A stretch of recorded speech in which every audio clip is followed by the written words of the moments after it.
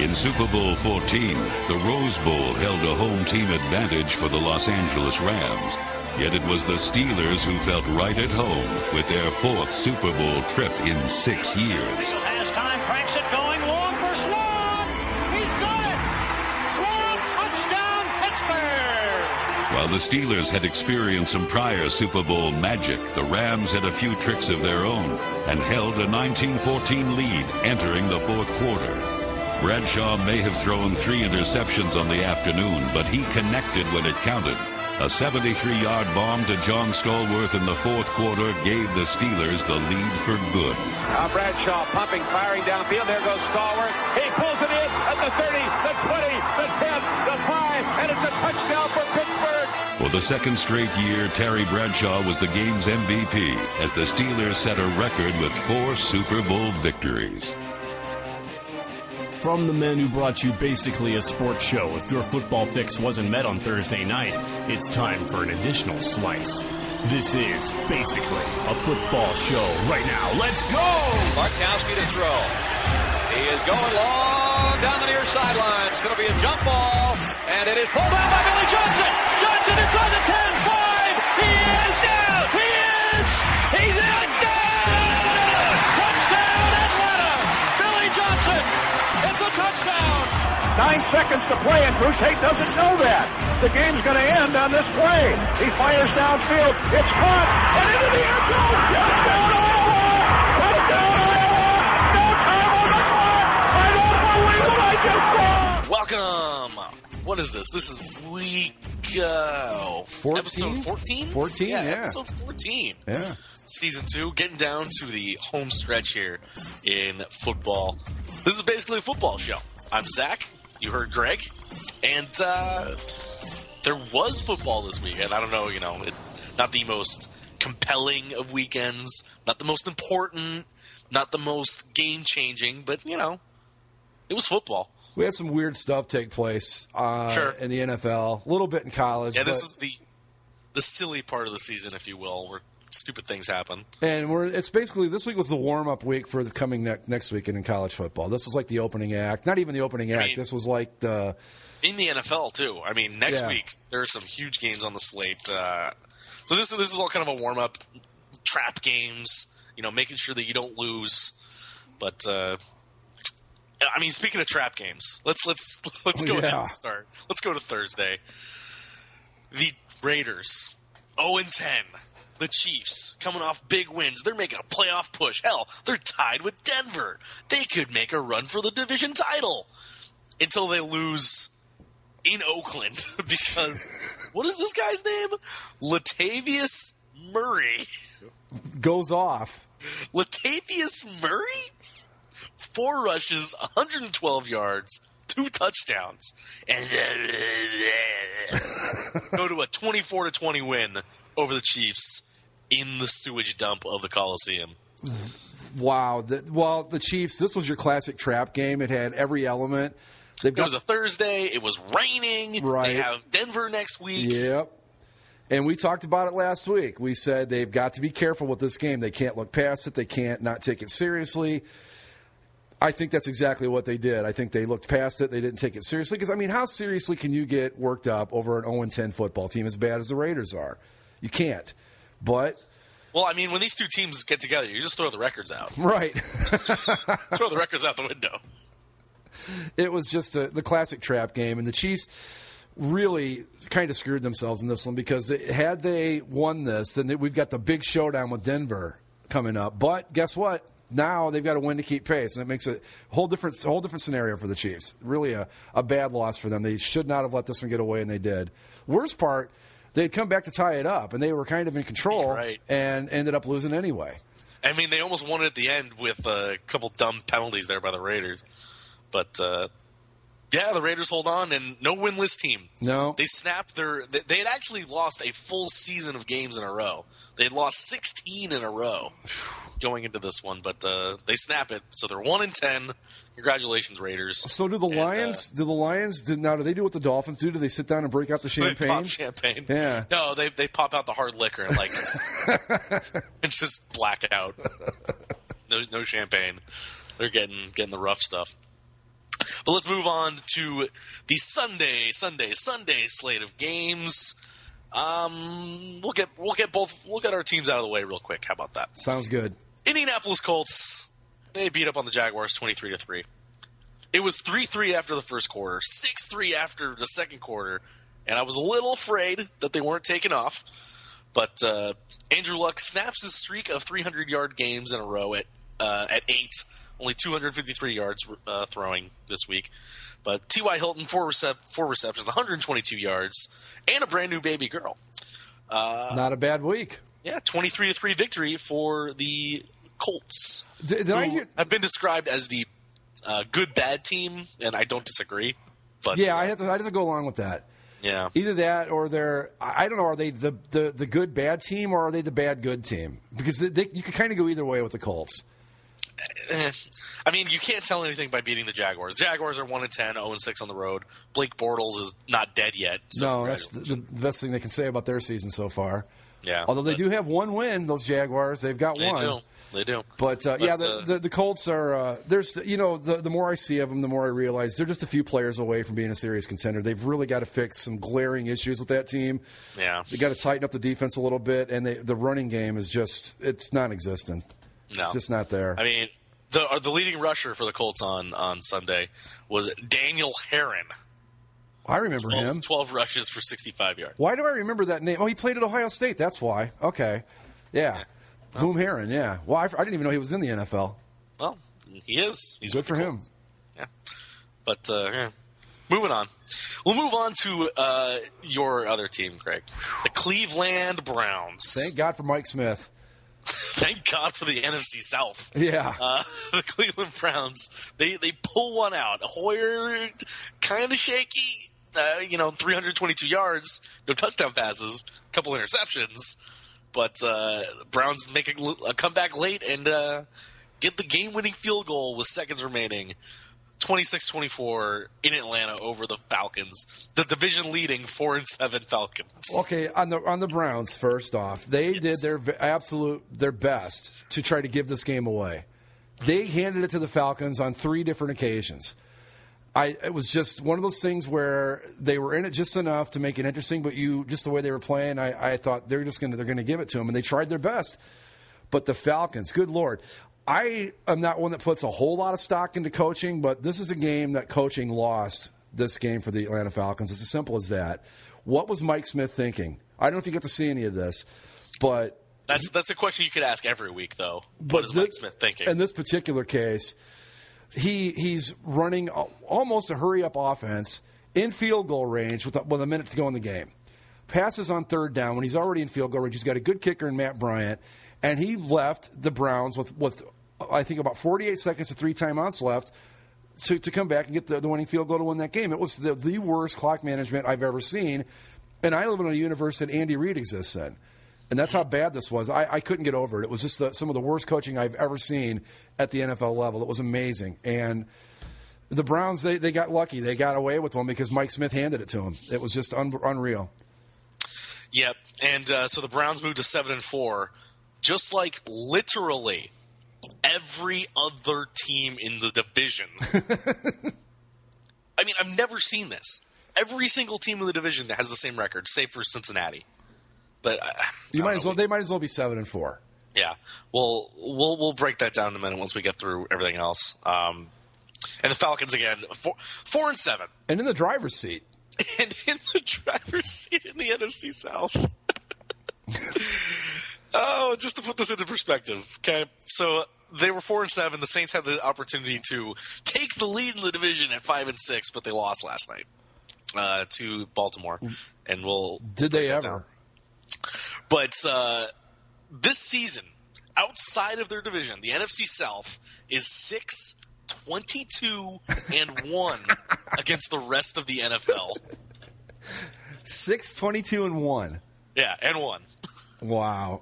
You know, we were talking last week. I think we even talked about it on basically a sports show. Could we see a 6-10 division winner? I'm not. See a 5-11. I was just going to say I'm not so sure that 5-11 might not take this division. Because I broke it down last night and I looked at the record or the schedules here. Let me pull that up real quick. And it's completely conceivable that there's a 5-7 division winner. I mean, for God's sakes, the Tampa Bay Buccaneers are 2-10, something like that. Yeah, they are 2-9, and when you look at like the in the hunt graphics that they put up on these websites, they're still technically in the hunt with 2 wins, 2 games out of first place, and they play both Atlanta and New Orleans down the stretch. So in theory, they could make a comeback and do this. So, okay, here's something I want to run past you. They're 2-9 right now, right? Yeah. How many times have we seen over the years a bad team towards the end of the season all of a sudden start putting it together and reel off like 4 or 5 straight wins? Look, I'm not saying it's going to happen, but it would not be the biggest surprise in the world if the Buccaneers found the car keys and all of a sudden won 5 straight to finish and win this division. Well, and the other thing, I keep leaving out Carolina, who's 3-7-1, and they're a game and a half, I guess, out of first place. Or a game, half a game, 3/4 of a game, whatever, out of first place. So this is the schedules down the stretch. The Falcons host the Cardinals, go to Green Bay, host Pittsburgh, at New Orleans, host Carolina. The Saints are at Pittsburgh, host Carolina, at Chicago, host Atlanta, at Tampa Bay. Okay. There's no way either of those teams are getting to 500. No. This last weekend kind of sealed the fact that the division winner from this division will be under 500. Right. One way or the other. At the best, 7-9. At the worst, 5-11. Well, the Saints, the one advantage they had, as bad as they are this year, was the home field advantage, which is completely gone. It's gone. Yeah. It's done. So you look at it. They can't win at home. They certainly can't win on the road. They've got 1 road win this year. How do you feel? I mean, I don't see them as who does Tampa Bay have left? Let's take a look at that. Tampa Bay, where'd they go? Tampa Bay is home against the Bengals, at the Lions, at the Panthers, home against the Packers, home against the Saints. Okay, so probably not. Right. They could get to 4 wins, but they're not. I don't see them getting to 5. Do you think? But here's the Panthers. Okay. Now the Panthers could throw the whole wedge into this thing, even though they're not very good either. At Minnesota. That's a winnable game. That's a winnable game. Home against Tampa Bay. Winnable game. Home against Cleveland. Winnable game, but at Atlanta. Another, yeah. Okay. Listen, running down all 4 schedules of the teams in that division, you got to like the Panthers' chances the best at this point, don't you? Panthers have the easiest schedule, but they're not playing well either. I don't know what happened to Cam Newton. I don't know. Their defense is not nearly what it was last year. Their running backs are a joke too. So I don't know what to make of the Panthers either. Well, I don't know what to make of this whole division, but you would think that when it comes to pure talent, the Saints should win out. Should. In theory.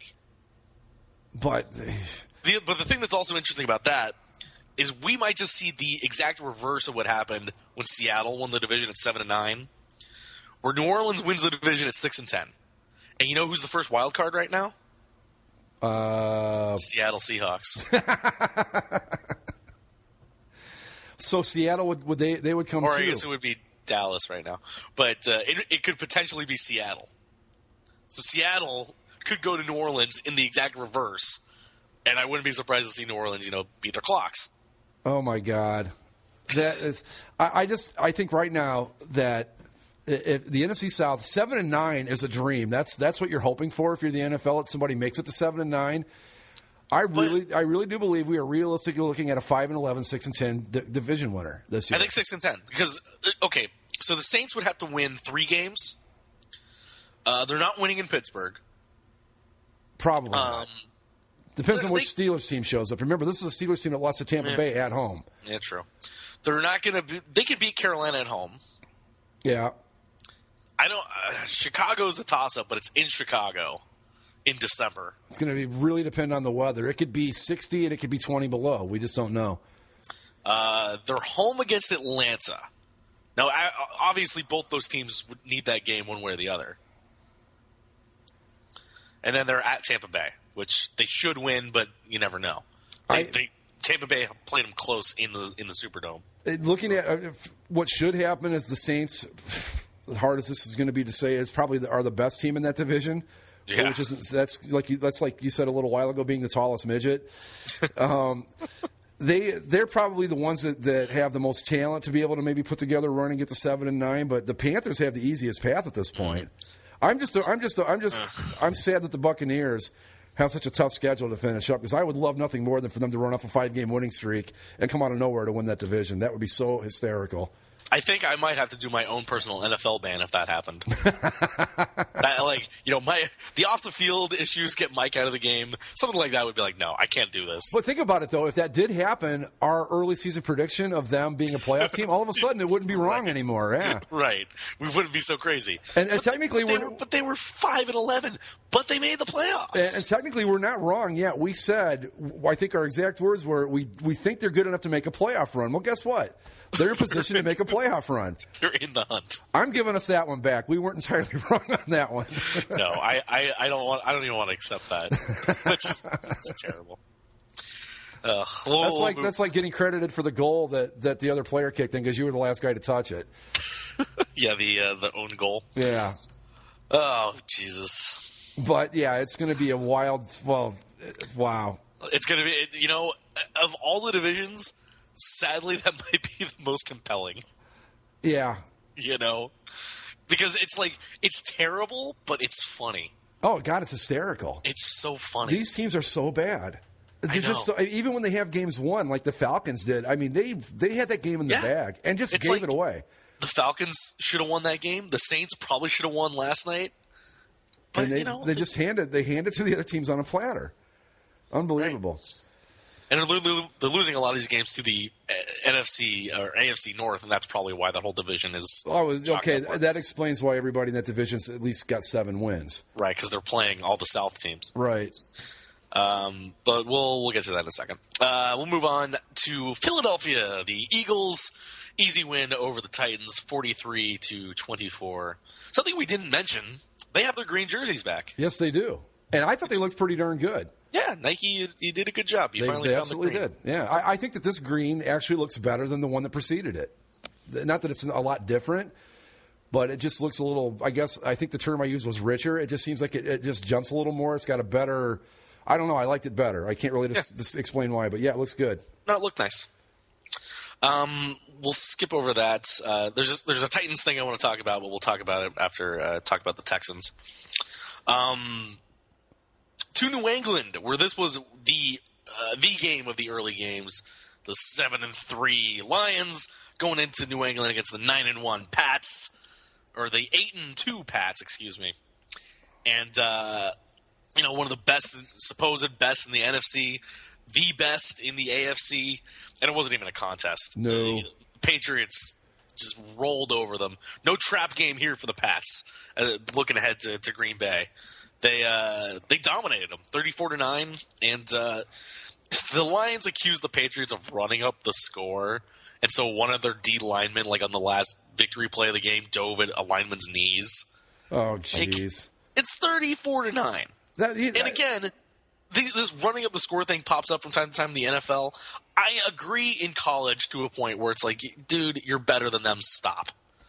But this is professional football, right? You don't like getting scored on? Stop them.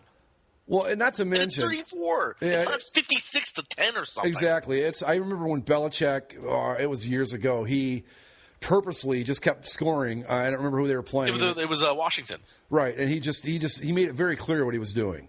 This wasn't a case of that. And this Lions team, that defense just need to grow up a little bit, I think, because there's some guys in that Lions team that just really need to grow up. But yep. I'm not too terribly surprised by this. I think that Detroit's good until they have to play the really good teams.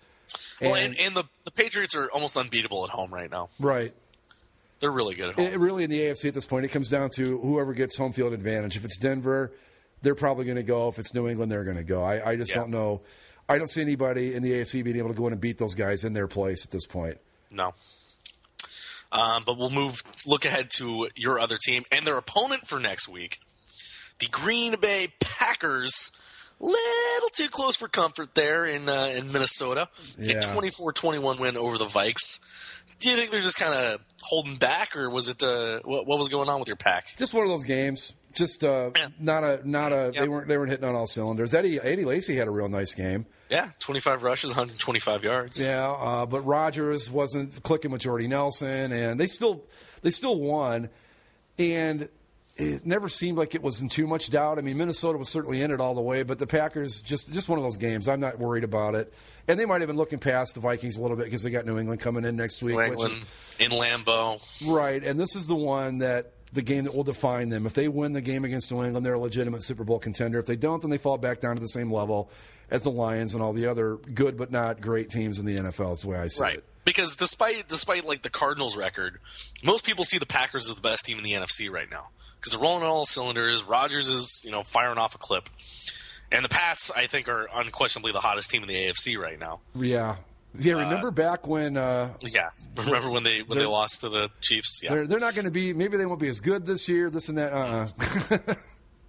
They like to do that. They like to lull us into that sense of security. Oh, but here's another thing I want to talk about New England, just real quick, because I hate you, Bill Belichick. You're stupid, and I hate you. He did the most Belichickian thing this week. Last week, remember when they played Indianapolis? Some guy, Jonas Gray, went for 4 touchdowns and 170 yards or whatever. Yep. He is late to practice on Friday by 4 minutes. LeGarrette Blount, who got cut by the Steelers this week for leaving the game early for insubordination, the Patriots signed him for some reason. And then he comes into the game, 12 rushes, 78 yards, 2 touchdowns. Jonas Gray had like 1 carry. And I picked up Jonas Gray in fantasy this week. Yeah. And he got me 40 yards. Oh, he had a tough week. He was on the cover of Sports Illustrated, and he turns around and does this. I tell you what, I thought that Blunt move by the Patriots was a pretty smart move, actually. Yeah, it's a smart move because he can do that sort of crap with the Steelers, but he played in New England before. He had success in New England before. He knows that he can't act like that for Bill Belichick. Right. He'll have his head on a stake the next week. Belichick, love him or hate him, I have a hard time thinking of anybody that's a better coach than he is in the NFL. Yeah, it's just the stuff that stuff is some of the things that bug me about the Patriots. Like, I understand it's a great coaching move and it's whatever, but it's like you knew that was. I don't know why I picked up this guy because I knew this was going to happen. I'm like, he had a good week. I need a running back. But is Belichick going to do that? Is he going to, I know he went for 4 touchdowns. He's going to have 3 carries this week, isn't he? He's going to have 3 carries and not anything. And that's, of course, exactly what happens because he was late to Friday practice ever so slightly. Well, he maybe got a little too full of himself or something. I don't know.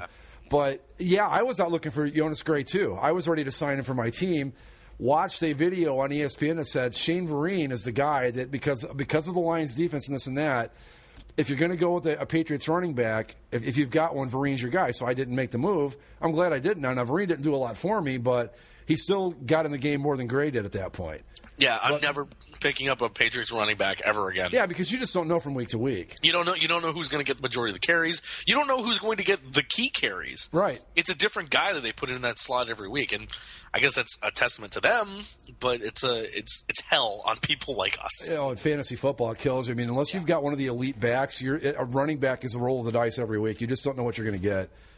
Anyway, so the Pats, they win big over the Lions. The Packers squeak one out of the Vikings, and they will play each other next week in Lambeau Field. That's going to be something. Not the Sunday night game. CBS protected this one. It's in the late slot. I don't blame them. We'll do the Bengals. How about them? They get another win in Houston, 22-13. Not too much to say there. I mean, Ryan Mallett's out for the season. Yeah, the Bengals moved to 7 wins. And so Ryan Mallett, he looked like he was the answer for the Texans. Tears his pec muscle.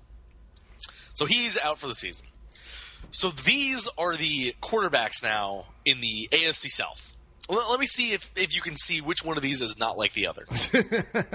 Ryan Fitzpatrick. Zach Mettenberger. Who's the other guy?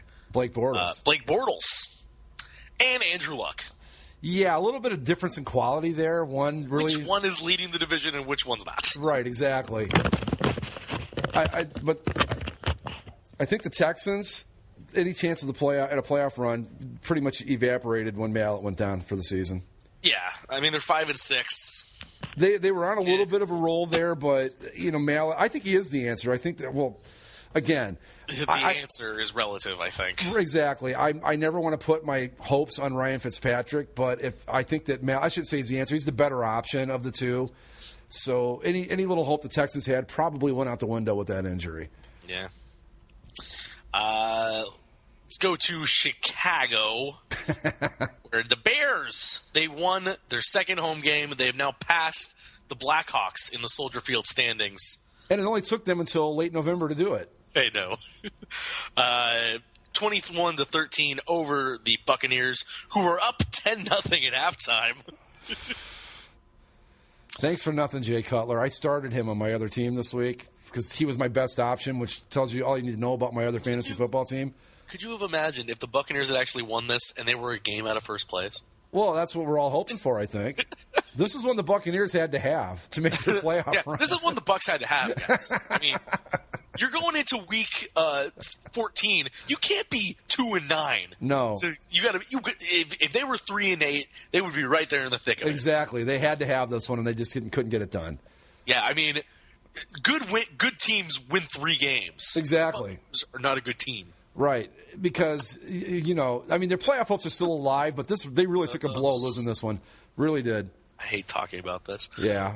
So that the Bears, such a freaking bipolar football team. Really a disappointment, if you ask me. And now we get to see them on Thanksgiving this week. Who do they have, the Lions? I think so. Yeah, they play the Lions on Thanksgiving. And then, interestingly, they play on a full week's rest on the next Thursday night against the Cowboys, who will also have a full week's rest from Thursday to Thursday. That's kind of unfair, I think. Well, it is and it isn't. The Cowboys have to play on short rest, but then they get kind of almost an extra bye week after the 2 games. Does that make sense? Like a couple weeks down the road, they're going to get 3 extra days. So, but better, I guess, that than I don't know. That'll be interesting when they play each other, I guess. Yeah.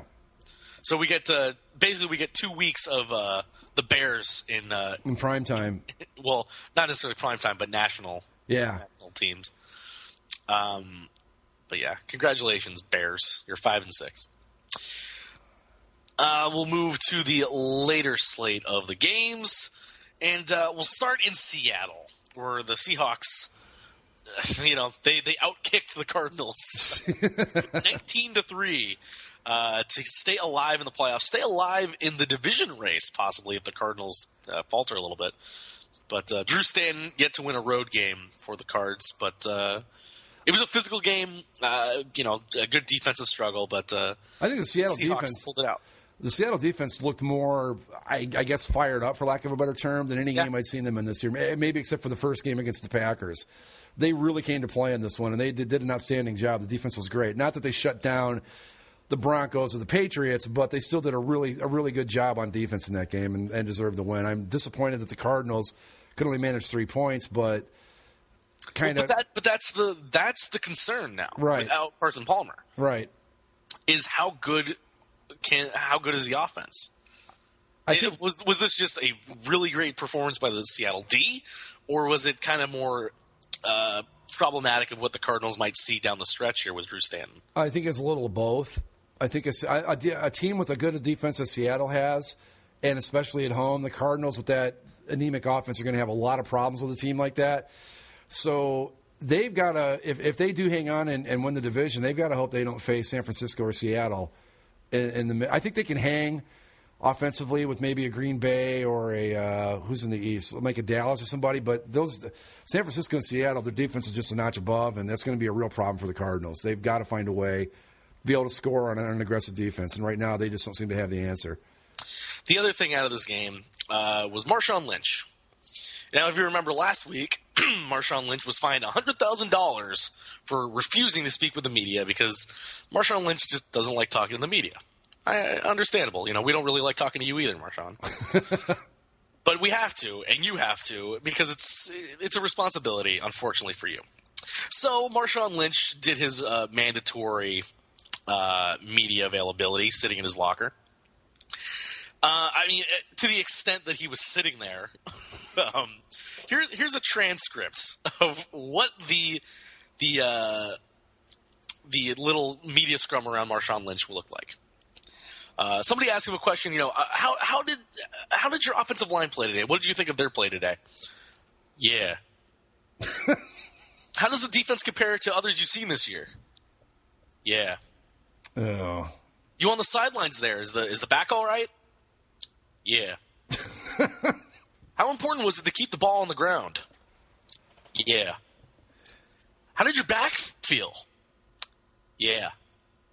Wow. You got those heating pads in your cleats. I got a foundation called Edgewater on December 14th to help inner city youth in Oakland. We're trying to raise money to build a youth center. Can you talk about this win against Arizona today? Yeah. How about the big game against the 49ers next week? Yeah. How are you feeling? Yeah. Can he be fined for lack of effort? I don't know. I'll tell you what. Basically, all the rest of the answers are yeah, boozy, maybe. Yeah, questions about little Boozy. We could talk about that. He just says boozy. Then there was a maybe.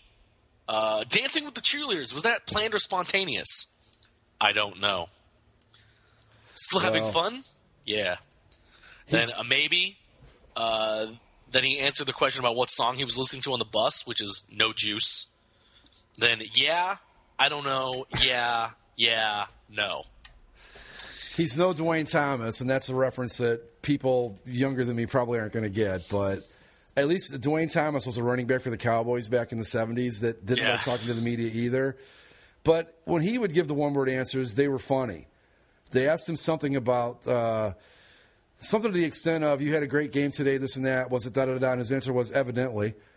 I mean, just stuff like that. And this is no Dwayne Thomas. If he's going to pull this stuff, at least be witty about it, and he's not doing that. So it's just kind of a douchey move by Marshawn Lynch.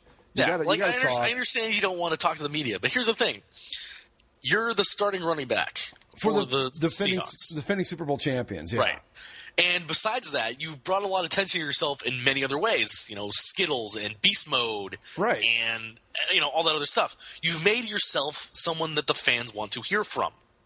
So, the reporters don't necessarily want to talk to you.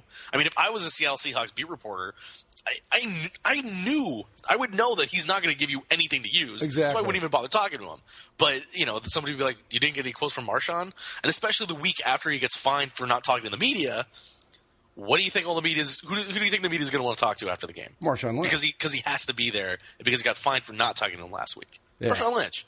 And he should know that. So just put it – and really the thing that bothers me about this is, when I'm asking someone a question and I'm getting nothing out of them, I'm still trying to get something from you. I need a quote from you. So I'm going to keep asking you questions. And unless you give me something I can work with, then we're both going to be sitting there and we're both going to be annoyed by it.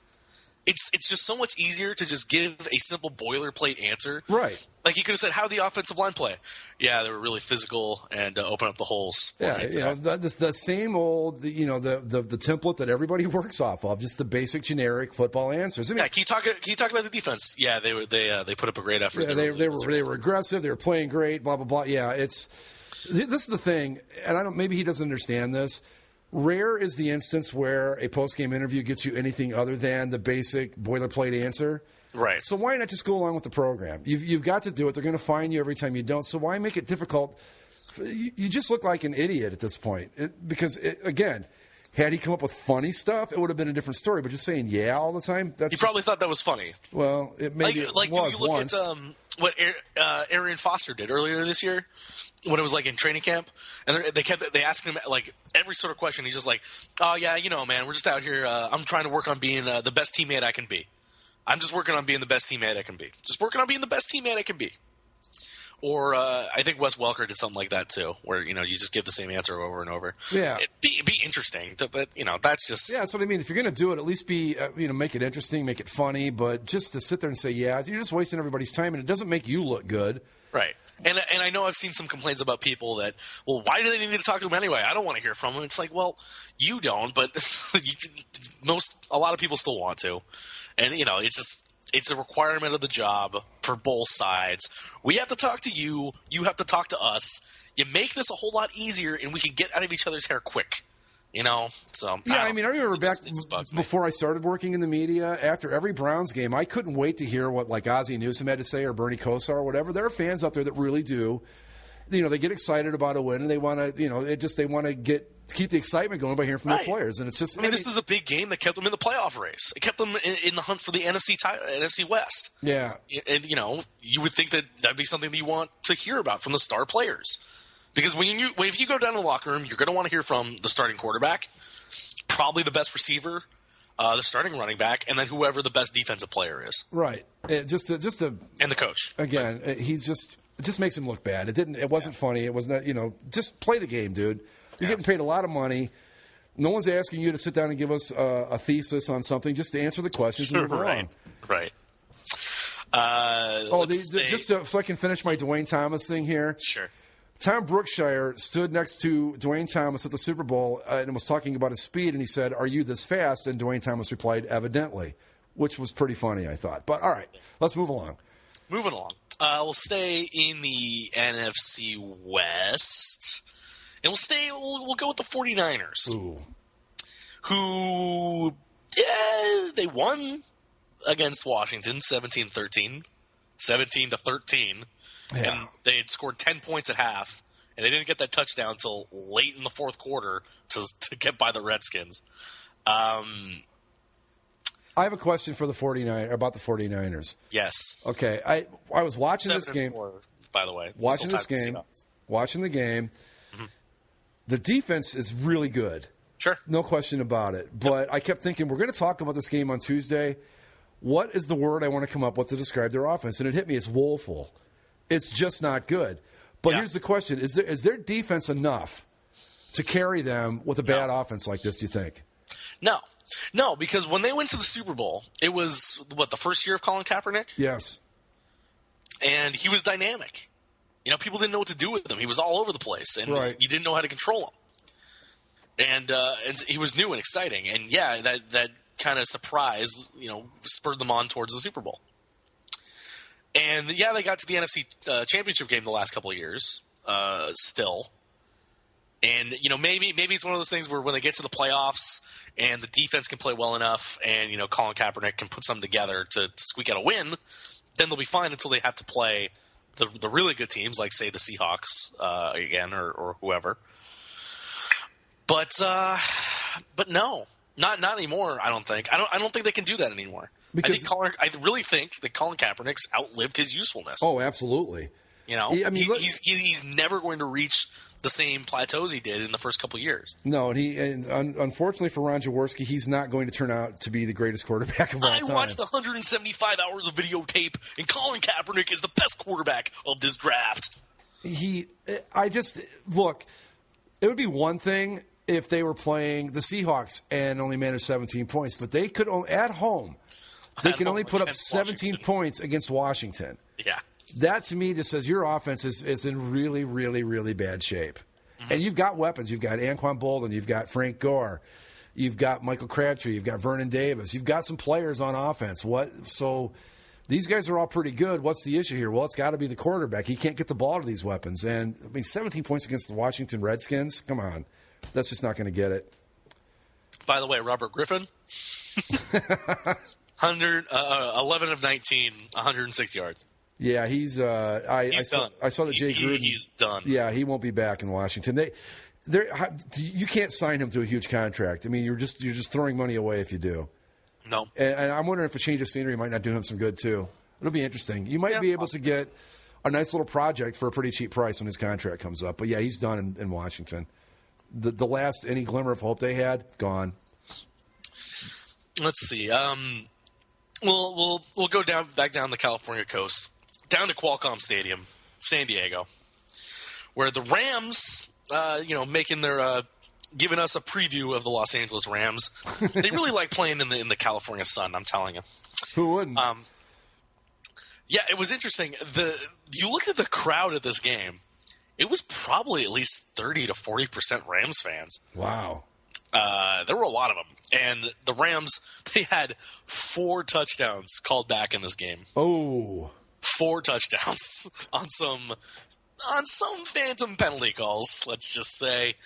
And but they still played well, and this was a game that we said that they could have won, and they almost did. Almost did. One of those 4 touchdowns that they got called back, and they do win. Mm-hmm. And the Chargers squeak it out with a 27-24 victory. And the Chargers still alive. They're now tied with the Chiefs again. What are they, 7-4? Yeah, 7-4 in the AFC West. This St. Louis team. I mean, are they okay? We talked about are they the good bad team? Or are they because they play everybody tough. And, I mean, you look at some of those early games this season, too. The game against the Cowboys. Yeah. Eagles. Game against the Eagles. They could have had any of those games. And, I mean, now they've had Sean Hill under center again for the last few weeks, and they've been pretty competitive. So, it's too bad they're not in the NFC South.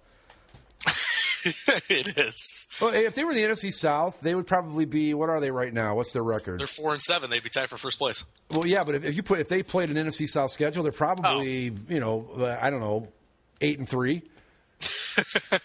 Well, they did beat the one NFC South team they played in Tampa Bay, 19-17. Yeah, in Tampa. They're tough. That's a tough team. If I'm on a playoff run, I don't want to play these guys coming down the stretch. Nope. And, I mean, they don't play anyone really of note. Oakland, Washington. They play Arizona and Seattle once more each.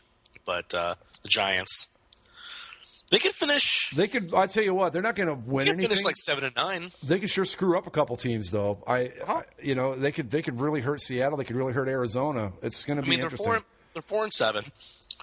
They should beat Oakland and Washington and New York. That's 7-9. That's a respectable season for absolutely. For all the injuries they've gone through and all that. You think all the way back to even like the Sam Bradford injury. If they had Sam Bradford, would they be a play in contention right now? I don't think so because I don't think Bradford was that good. I don't know. I think he's a lot like we see with Arizona.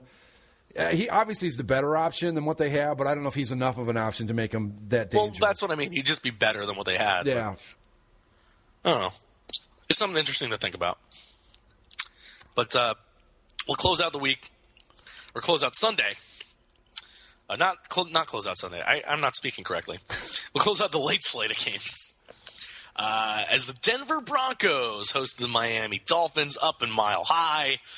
And Miami was making a game of this thing. They sure were running away with it early. They were hanging with them. Tannehill looked fantastic. And then they let up 22 points in the fourth quarter to the Broncos. The Dolphins made it close to 3 points very, very late with like 30 seconds left. And their kicker tried an interesting onside kick approach. Didn't kick it with his front foot. He kicked it with his back foot. Oh, I've seen guys do that, yeah. And I've seen it in soccer a bunch where it kind of screws people up. And if you can do it, it's amazing. But, the Broncos pulled this one out, 22 points in the fourth quarter for a 39-36 victory. The Dolphins, they're 6-5. But they've looked a hell of a lot better than they did at the beginning of the season. Absolutely. I was absolutely stunned that they were able to put up the points they were in Denver. I didn't think they'd be capable of that. And it's just this is one I don't think the Dolphins need to go back and get one of those losses they had early on back because this was a game I didn't think anybody expected them to win. It would have been huge had they done it. But that kind of hurts them, I think, in the playoff race. But they're really good. They're a good team that just has a bad record. Not a bad record, but they're tougher than their record would indicate. Yeah. I mean, they lost week 2 at Buffalo. Yeah. They lost against Kansas City, which isn't bad. They had that Green Bay game until the fake spike by Rodgers. Yep. Then they lost in Detroit 20-16. But but the teams they beat New England in week 1. But then they beat Oakland and Chicago and Jacksonville and San Diego and Buffalo. I mean, are we giving them too much stock in those wins? Now that I hear that schedule, maybe we are a little bit. Maybe they aren't quite as good as we think they are, yeah. They've lost to Green Bay, albeit tight. They lost to Kansas City by a sizable margin, and they lost to Denver. So yeah. So they're good when they're playing bad teams, but they're not at the level they need to be. So we are giving them too much credit. So, but their offense, they're running the ball extremely well, and their defense is actually playing extremely well. Fourth in opposing passing yards against them, but I don't know. I mean, the Miami's another one of those teams that's just they do this a lot, where they kind of suck and then they're good, and they're on the cusp. Yeah. And we're always waiting for them to break out and be that playoff team and make that run, and they don't have it. This was a year that everybody thought they were going to do that. Everybody thought the Patriots were down a little bit and all that, and they came out. They beat the Patriots in week 1, and we were all excited. We thought maybe this was the year, but you're right. They're right back to where they always are. What will happen is we'll keep saying, and then when we finally give up on them, they'll finally have that season. We saw it with the Cardinals, and we'll see it again with these guys. Kind of like the Dallas Cowboys. Like the Dallas Cowboys. Who went into MetLife Stadium on Sunday night, and it was tight, but Eli Manning was old reliable, gave him a nice interception, and 31-28 Cowboys in a win makes them 8-3, tied with Philadelphia at 8-3, going into their Thanksgiving Day showdown this week in Dallas. Who do they play? The Eagles? The Eagles. Ooh, that'll be a good one. Yeah. Yeah, I don't know if with the Giants was as bad as they are. I don't know if you can have a crushing loss, but that was a tough one for them to take because they're just not a good team. No. And you thought they had a little momentum, and they had that amazing catch. Yeah. By Odell Beckham Jr. Just amazing catch. But unable to pull it out. Yep. Good win there for the Cowboys. Yeah, the Cowboys. They're 8-3. They could lose the rest of their games, and they could do exactly what we thought they were going to do. They've made it. They've made it to the 8-win threshold. Greg. All they've got to do is get one more out of the next 5, and I think, and it'll be a good season for them. Exactly. It's all gravy from here. They're on house money now. Exactly. We'll move on to Monday night, where we had a double header of football because of the intense snowstorm in Buffalo. The Bills and Jets played over in Ford Field in Detroit. And the Bills showed up. I don't know if the Jets made the flight. Didn't look like it. The Jets must have gone to Buffalo instead. 38-3 win for the Bills over the Jets in Detroit. Good win there for the Bills. 6-5, hanging around the fringes of the playoff picture. And they had a really good crowd for that game. I was surprised. I mean, I heard they gave away a lot of the tickets. Had I known they were giving away free tickets, I would have gone to it. I just didn't know they were doing that. But, yeah, it was best thing I can say about this game is that the Bills got an easy win, and it was a fantastic uniform matchup, and that's it. Yeah. And the Jets are they bad. And you go from a fantastic uniform matchup to the actual Monday night game. Oh. Ravens-Saints.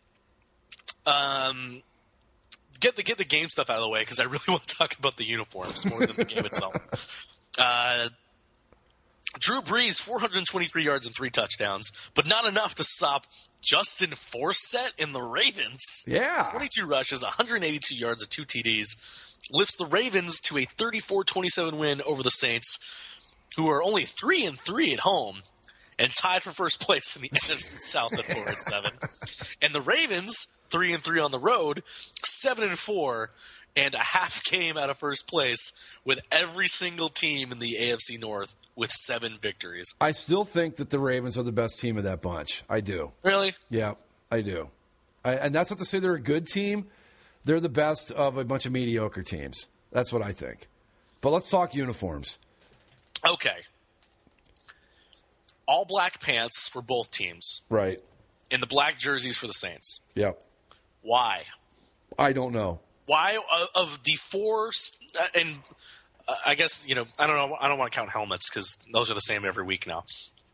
Of the 4 interchangeable articles of clothing on a football uniform, in any football uniform, the 2 jerseys and the 2 pants, only one of them was a different color. Why?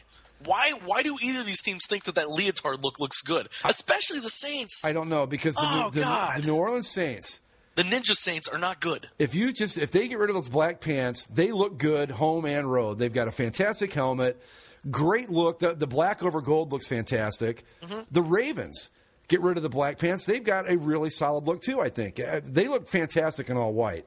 Why don't the Ravens have a set of purple pants? I don't know. They should own. Do they have purple pants? I don't think they do. I can't recall. I don't think they do either. They should. I mean, if you're going to have two sets of pants with them, have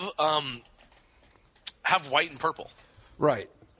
Not the black. The black looks. Well, the only team that looks worse with the black leotard look than the Saints is the Ravens when they do it. Well, because if they just put one stripe, even just a single white stripe, anything. But yeah, the Saints. But they look like damn yoga pants. The Saints. Well, I mean, I don't want to bring up a bad memory for you, but remember what they wore against the Colts in the Super Bowl? It looked awesome. Yeah, the white and the gold. I know. Yeah, the black over gold looks great. It's just I don't understand it. And anytime they wear gold pants in any capacity, it's good. And the Ravens, again, I know a lot of people don't like all white uniforms, but the Ravens do all white as good as anybody in the league does. It looks great, and I'm not a big fan of their uniforms, but they have a very solid look. The purple jerseys over white looks great, and they just, I don't know what it is. I don't know who sits down and says, this is what we should wear over the really good-looking set. I don't get that, especially with the Saints, but I digress. Just to the AFC North for a second. Can you ever remember this late into a season where a division all had the same amount of wins? I don't remember a division, every team being over 500 like this, and by not just barely, but 3 games over. You take that tie out of the picture, and every team is 7-4 essentially. I'll raise that with this: have we ever seen a division with every team with a good record like that getting as little respect as this division does? Well, I think because, like we talked about, they've won a lot of games against the NFC South. Yeah, and the Browns have been up and down. The Steelers have won some good games and lost some terrible games. Baltimore's been up and down. Nobody really trusts Cincinnati. They started off great, but then they moved back to where they have been and, just kind of inconsistent. So, yeah, they're all 7-3, but I think it's more of a product of who they're playing and not how they're playing. I think if you match up any of those teams against Denver, New England, or Kansas City, forget it. Those teams are beating them. Yeah. Right? I think you're right. Well, like we said, they play the NFC South, which is their out-of-conference schedule. And that they don't have any control over that. That's just the way that the schedule goes. Do we get 2 teams out of that? Do we get a wild card out of that division, you think, when it's all said and done? Maybe. Kansas City 7-4, San Diego 7-4, Miami 6-5, Buffalo 6-5. I don't know.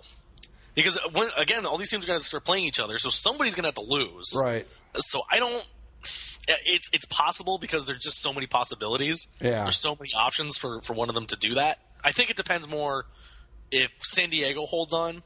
Because I think Kansas City will probably be able to pull it out and get a playoff spot. Yeah.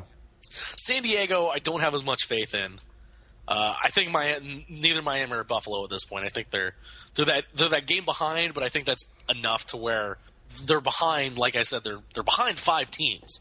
They're a game out, but they're behind 5 teams. Yeah, looking at it right now, I'd say that the Dolphins and Bills, probably not. Kansas City's probably going to get there.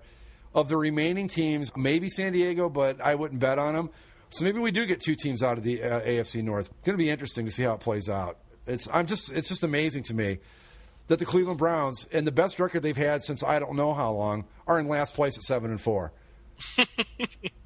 Well, I mean, it's based off of just the tiebreakers. The difference between Pittsburgh and Cleveland is Pittsburgh wins tiebreak over Cleveland based on best win percentage in common games.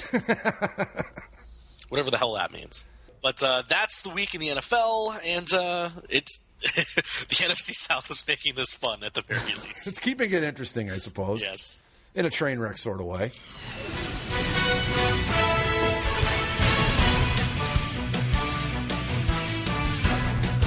Into college, and not the most exciting week of college football. A couple games. We'll run through this all real quick, and it's more about the playoff scenarios at this point than anything else. At least for this week. Alabama, just that throw the records out against West Carolina, but Alabama with a big win, 48-14.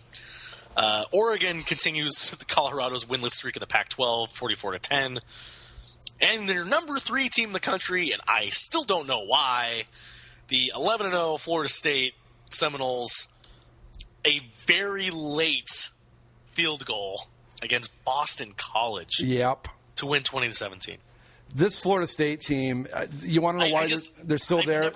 It's that 0 in the loss column. That's the only reason at this point. I've never been waiting with bated breath to see a team lose every week that I just normally don't give a damn about than I have with this Florida State team. Do they have Florida this weekend? Yep. I think Florida can win this game. I do too. I mean, they have been. They've got nothing to lose. Everything to play for. They know their coach is getting fired. Yep. It's all about just hey, we can beat Florida State and it'll be a good year for us. Well, what's Florida's record right now? Florida's not great. I think they're bowl eligible, aren't they? Or are they? No. Let me see here. Well, yeah, they're 6-4. Okay, so they have it's in Tallahassee. But here's the thing: Florida State has been getting by these close wins against ACC teams and teams that just aren't very good. Florida, while not good this year, is still an SEC team, which I think that this is a matchup. They are an SEC team, yes. And this is a tougher matchup, I think, than anybody thinks it's going to be. I think Florida finally ends the nightmare. I do. I think they finally knock off Florida State. And that. Here's the question, though. If Florida State loses, do they drop out of the playoff picture entirely? I think they should, but do they? It depends on how the game goes. If it's a tight game where like Florida gets a field goal at the end, they're going to drop. But the other thing is they're still going to play a ranked Georgia Tech team in the ACC title game. Yeah. And then it depends on whether or not they want to move them over Mississippi State or not, assuming Mississippi State keeps winning, or if Ohio State keeps winning and they say, Ohio State they won their conference. Yeah, I don't know. Florida State is just God. By the way, Florida they're coming to this game on a roll. They beat Eastern Kentucky 52-3. The Eastern Kentucky Colonels. I did not know Eastern Kentucky existed until you just brought it up.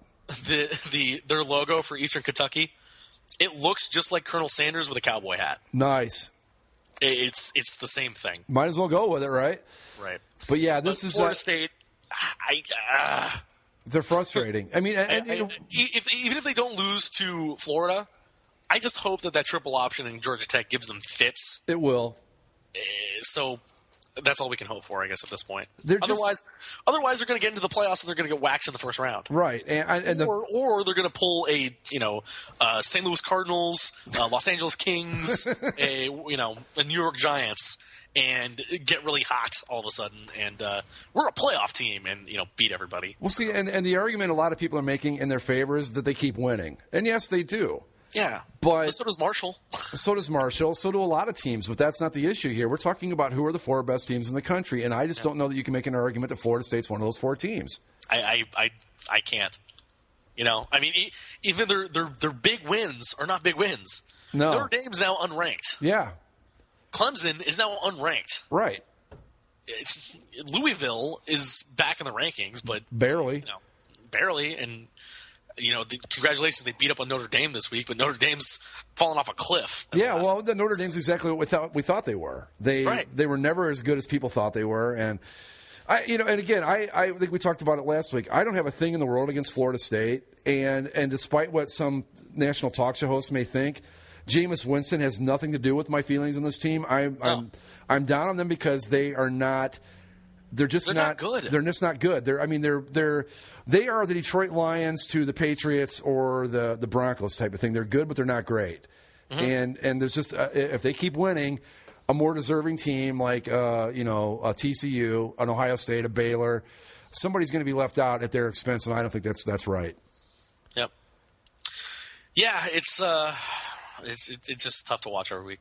But we've got the big rivalry weekend coming up here. A lot of things are going to get settled this weekend. Yeah. Mississippi State with a big win over Vanderbilt, 51-0. Ohio State, they were struggling with Indiana for a little bit there, Greg. Yeah. A little trouble until the end. They always do that. But Ohio State clinches their spot in the Big Ten title game with a 42-27 win. And a lot of people now are putting J.T. Barrett in the Heisman conversation. What do you think about that? Yeah. Yeah, okay. I've heard him at least being discussed in the conversation. He's had he stepped up out of nowhere and had a good season, because. Do you think that looking at this Ohio State team now and how they're playing, that the committee will look back and say, okay, Virginia Tech, it was the backup quarterback, essentially, a true freshman, right? Right. In his second college game, still figuring it out.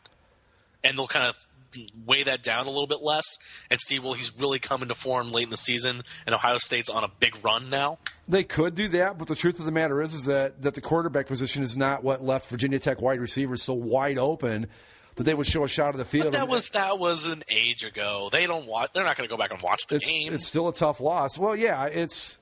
I mean, especially considering where Virginia Tech's fallen in the last. Yeah, exactly. It's still a bad loss, but lost to Wake Forest 6-3 in double overtime last week. Oh my God. Double overtime, and it was 6-3. It was 0-0 after regulation. Yeah, it's against Wake Forest. Against Wake Forest. It wasn't like they did this against Auburn or somebody.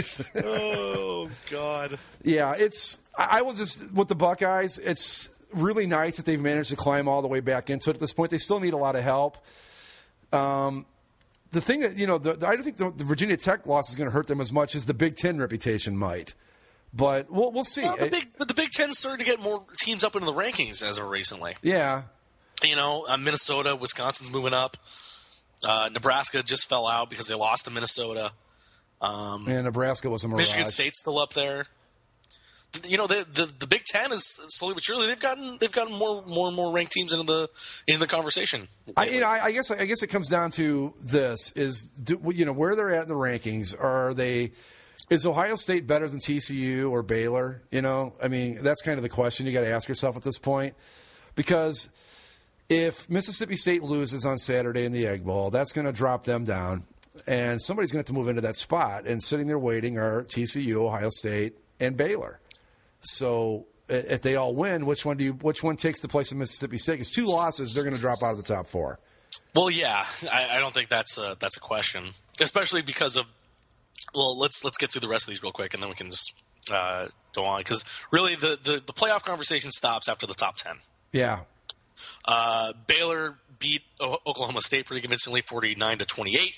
So they're still in first place in the Big 12, despite being behind TCU. Ole Miss now they're out. They're done. They're far. Haven't they lost 3 straight now? Yeah, Ole Miss is now 8-3 with a 30-0 loss to Arkansas, who was on a 17-game SEC losing streak 2 weeks ago, and now they're on a 2-game winning streak, and they're bowl eligible. Congratulations, Arkansas! Yeah, and I think we called them they're the St. Louis Rams of the SEC. I mean, they're not good. They've given everyone fits. They're giving everybody fits, but look out for them next year. Yeah, didn't Ole Miss beat Alabama? Ole Miss beat Alabama, yeah. Yeah, so that hurts Alabama the way this Ole Miss team is playing. So the thing about these quality wins is that as the season progresses, the quality kind of goes away. Right, as you go on. That's something a lot of people are now complaining about the rankings even existing during the season. Yeah. Saying, why is the committee meeting every single week? Because they're going to change. We see all these things, and we know that they're going to change their mind after a week. So, really the only rankings that matter are the ones at the end. And while I understand that, we as college football fans have become trained to looking at the rankings every week. Plus, they're fun to talk about. Right, they're fun to talk about. And really, if it was just the AP poll every week, we would be like, well, yeah, but that's not the one that matters. Uh-huh. Yeah, it's a good gauge, but you look at the AP poll right now, and there's some discrepancies. Definitely. They have Florida State at number 1. Which is nonsense, yeah. Right, and, and anyone can look at the field or look on the field and say, well, they're not really number 1. So that's the one thing I do like about the playoffs. Some people don't like it because if you're undefeated, well, you should be on top. But bullshit. And it's subjective and stuff. Well, yeah, all of college football is subjective. You have 127 teams. There's no way to properly figure out who is number 1 because you can't have everyone play everybody. It's impossible. No. So this is the best thing we can do is have a committee of people that should know what they're talking about, smart people, football people, and do their best to kind of put this together. And some people are saying, well, the BCS was better because it was hard-nosed and numbers and blah, blah, blah. But people still bitch and moan about the BCS. You can't tell me for a second. You didn't want to leave our fate up to computers. I'd rather have it in the fate of human beings that can actually see what's happening. Honestly, looking at the rankings from last week, we don't know what this week's are going to be, but I really doubt we're going to see any significant changes. We might see maybe Florida State drops behind Mississippi State. Right. Maybe they drop down to 5, but I doubt it. But I wouldn't see them drop down to 5. No. But other than that, it's going to stay about the same. But the only real problems that I see with the college football thing is, okay, Florida State, we all agree, is not the best team in the country. But based on the fact that they're defending national champions, they're 10-0, they probably do need to get a little bit of credit for that. Yeah, they deserve a spot in the playoff picture. Right, exactly. And that's exactly what they have. Right, and they have that. But we can say they're a playoff team because of their resume. Right. But they're not the best team based on their play. Right. And the only other really issue that I have is the TCU Baylor thing. Right. Which and again, I think once this next week happens and we can kind of really sort that all out. Well, I guess the next 2 weeks. Because if Baylor wins their next 2 games, and beats Texas Tech and then beats Kansas State in the final week, and Kansas State should still be ranked by that point, then TCU wins Baylor wins the tiebreak over TCU, right? And they should be ahead, and they will be. Yeah, because TCU they finish up with Texas right this week on Thursday, and Baylor finishes up with Tech and Kansas State, who's ranked, and they'll have another ranked win under the belt, and that should hopefully leapfrog them over TCU. No pun intended again with frog. But yeah, if Baylor wins the Big 12, there's no way TCU will stay in front of them, so they'll get that right too. But again, that's my only real issue. Other than that, I look at it and I go, this is pretty dead on. I mean, you could probably debate, is Michigan State better than Kansas State? Is UCLA better than Georgia? That type of thing. But really, from the top 8 on in, there's really not I think Ole Miss is definitely going to drop out. Oh, yeah, Ole Miss drops. But so who moves into that 8th spot? UCLA, you have UCLA up there based on circumstance. They've won their games and everybody else has kind of lost their games. And this is all I really don't have any quabbles with it. Not at all. The only real the TCU Baylor thing, and that's a potential disaster. But I really do believe that if Baylor wins out and wins the Big 12, that will correct itself as well. And then what do you got to complain about? Yeah. I mean, some people will be like, well, there's 2 SEC teams and blah, blah, blah. Why didn't they leave a conference champion in there?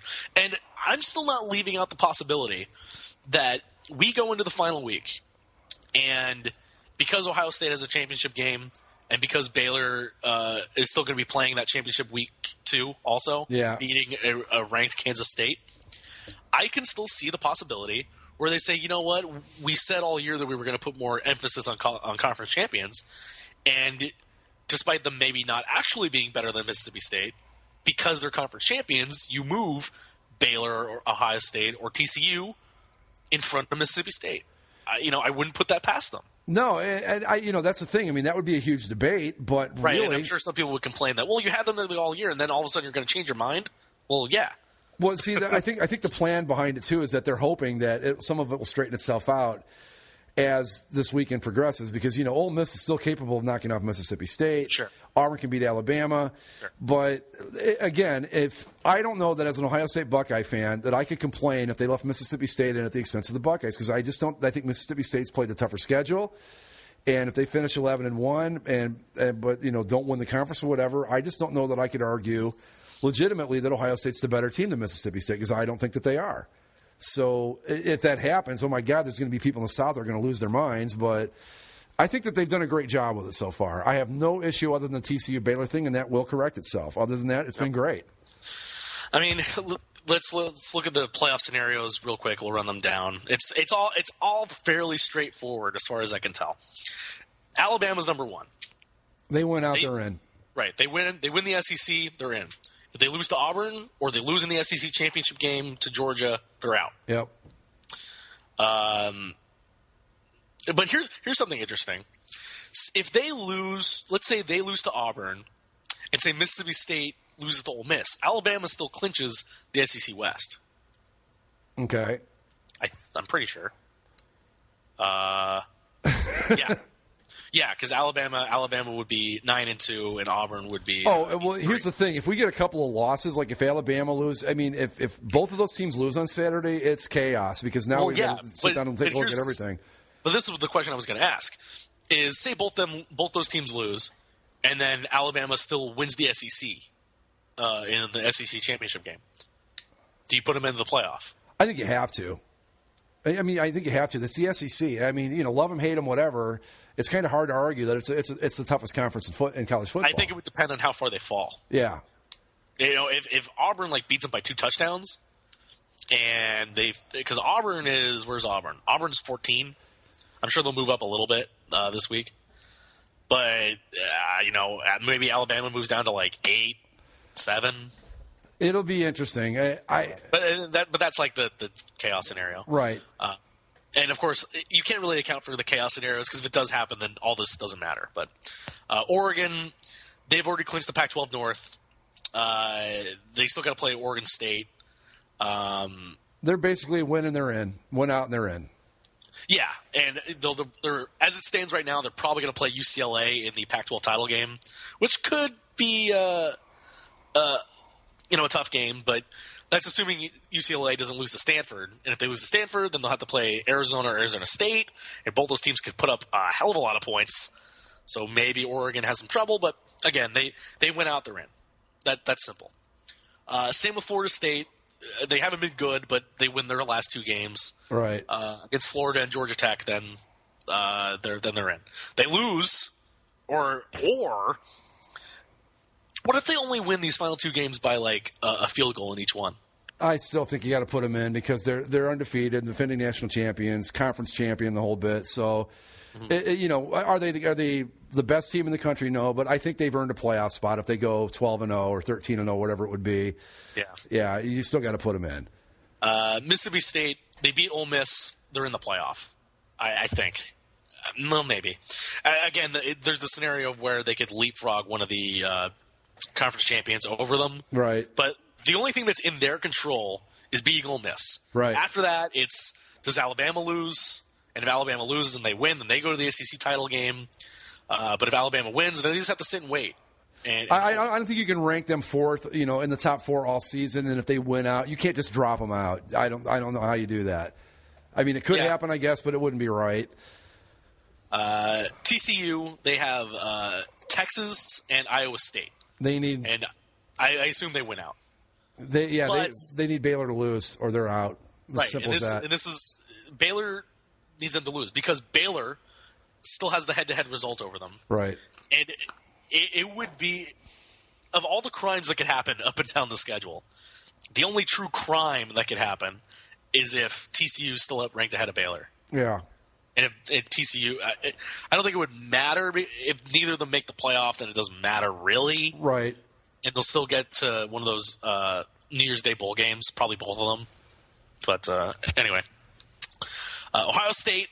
They need some help. They need help. They're going on to the Big Ten title game. They just gotta. All they can do is beat Michigan and beat who they probably play. Wisconsin. Either Wisconsin or Minnesota. Yeah. Oh, actually, speaking of Wisconsin, just one thing we didn't mention because we didn't go far enough down. Poor Melvin Gordon. Melvin Gordon.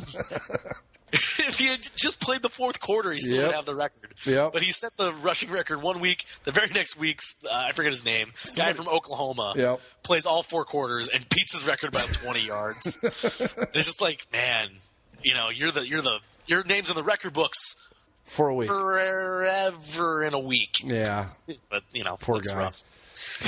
Baylor, they got to win out. If they win out, they're going to jump over TCU. Probably going to jump over Ohio State. Mm-hmm. And then they just got to hope that either the committee says, yeah, conference champion, we'll put you ahead of Mississippi State, or one of the top 4 loses. Right. And then UCLA needs even more help. They need to beat Oregon, and they got to hope that somebody, squeezes out in front of them. And Georgia, I think, is the most interesting of the possibilities. Yes. If Georgia wins the SEC East, if they knock off Georgia Tech this week, and if they knock off Alabama or Mississippi State in the title game, excuse me, if they knock off all those teams, win the SEC, do they make the playoff? A lot of it will depend on what happens around them. It's going to be. I don't know. Probably, if they yeah. Win the SEC. Yeah, probably. We just said before, like if Alabama stumbles, they'll still get it. Yeah, but. Because Georgia, if they beat Georgia Tech's ranked. But see, here's the thing, though. They need Missouri to lose in order to win the SEC East. So they haven't even gotten that yet. What? Yeah, that's what it says right here. Missouri needs to lose for Georgia to win the SEC East. If that happens, the next step is winning the SEC. So, let me pull up the standings for a second. Where's the SEC? SEC. What the hell? Oh, Missouri is 6-1. Missouri has to lose for Georgia to even get into the SEC title game. Missouri plays Arkansas. Okay, that's a distinct possibility, yeah. Ooh. It's going to get really interesting. Missouri's number 20 and Georgia's number 9. Well, Missouri had a couple. I think they had a really bad loss though too. So they lost to Indiana. Yeah. Who lost to Bowling Green. Right. So ipso facto. Right. Bowling Green can beat Missouri. Bowling Green to the SEC title game. Sure. Wow. Yeah. Yeah. How about that? Yeah, but if they get the help they need. Wow. Put it this way: if Missouri loses to Georgia State and Georgia wins out, then yeah, they're probably in. So it says here that they don't really control anything, but actually they kind of, other than the Missouri thing, they kind of control their own destiny. Well, I guess that's interesting. If Missouri wins the SEC East, and what if Missouri wins the SEC? Ooh. What do you do then? I don't know. Because Missouri's 20. They're not going to move up a whole hell of a lot by beating Arkansas. But can you really make the argument that because it's Missouri, the SEC doesn't get a playoff slot? Oh, man. Yeah. That's not fair. Oh. It could really get interesting. Part of me really wants this to happen. We will get our chaos, believe me. After this next Tuesday, it's going to be all college football. Wait and see. Oh, man. All right. Well, that's it for college football. Going into the last regular season week of the season. Rivalry weekend. For most of the conferences. Rivalry weekend. Go Buckeyes. Go Sun Devils. I mean, you've got TCU, Texas on Thursday. Arizona State, Arizona. Nebraska, Iowa, Notre Dame, SC, Alabama, Auburn, Oregon, Oregon State, Florida, Florida State, Ole Miss, Mississippi State, Michigan, Ohio State, Georgia, Georgia Tech, Kansas, Kansas State. I'll put it this way, if there is one weekend of college football, I could watch every single if someone was like, you're stranded on an island, you get to watch just football in general, one weekend of the year. Or one day of the year. It's this weekend. I would pick this Thursday, Friday, Saturday. Yep, exactly. The Thanksgiving weekend of football is the best weekend of college football. Absolutely. And not just college football, the best weekend of football in general. Oh, yeah, absolutely. No question about it. No, it's the most exciting games, the most passionate games, and the most important games. With the playoff picture now, it just, yeah. I mean, think about it. It's too bad that both of these teams lost a little bit, but if like Arizona State, they're both ranked 13 and 15. If UCLA wasn't in the picture, they'd be fighting for a spot in the Pac-12 title game and essentially a spot in the playoff. Right. Like, amazing. Alabama, Auburn, same thing. It's just there's implications everywhere. The Egg Bowl is relevant for the first time in ever. In my lifetime that I can remember. This is the best. Absolutely. We're going to have a hell of a lot to talk about next Tuesday, college football at its best. I got nothing else to say. Go Bucks. Go Devils. For Greg, I'm Zach. This has been basically a football show. We will talk to you next week. Enjoy Rivalry Weekend.